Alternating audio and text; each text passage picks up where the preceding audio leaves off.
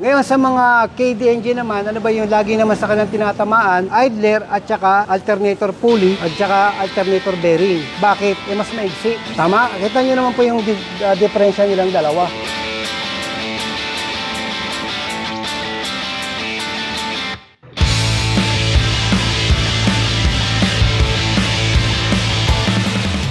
Ito, nuknuk, halos kalahati na ng pagkatao natin to sir eh.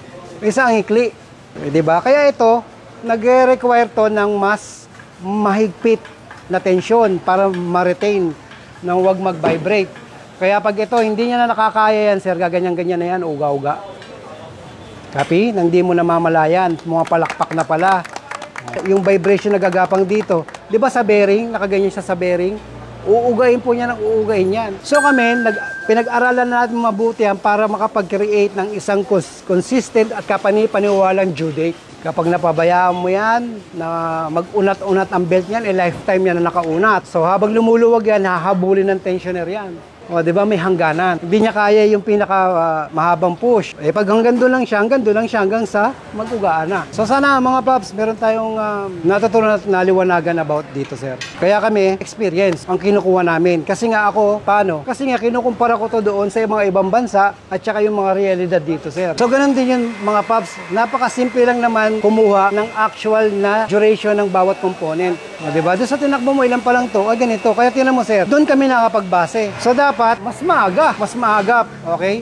Lalo na pagdating dito sa GD engine.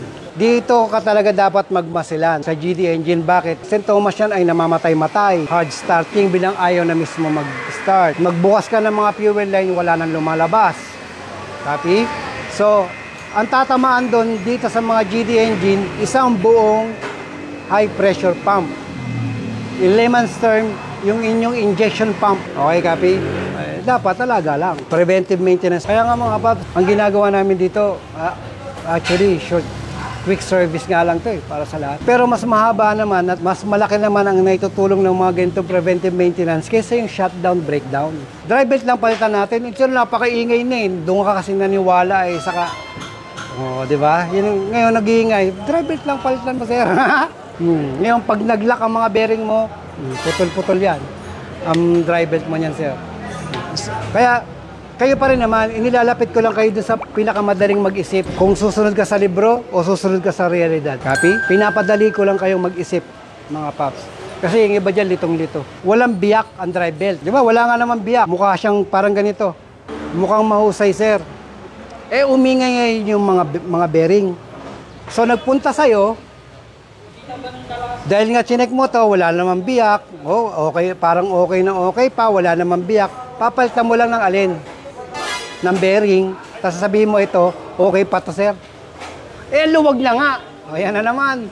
O, makalipas na mga 2 buwan, 1 buwan, umiingay na naman sir. Sir, bakit ganun? Ba't parang umiingay na naman? O, yun ang ibig kong sabihin. Yan ang ibig namin sabihin dito sa Mazda Garage. Kaya binibigyan namin to ng lifespan bukod lang dito. Ang NB350 ay hindi kasing tibay ng belt ng mga high-A. Maliwanag yan, sinabi ko yan.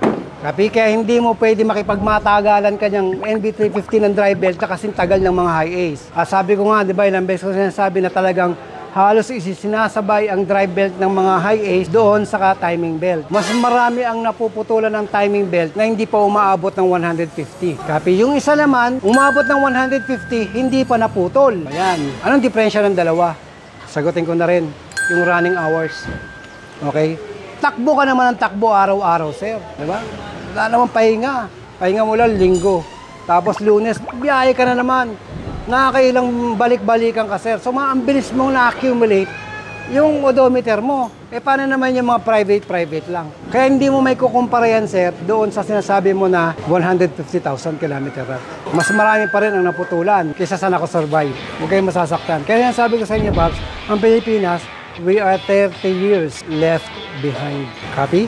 Yan, maraming salamat po ulit and God bless. Ciao.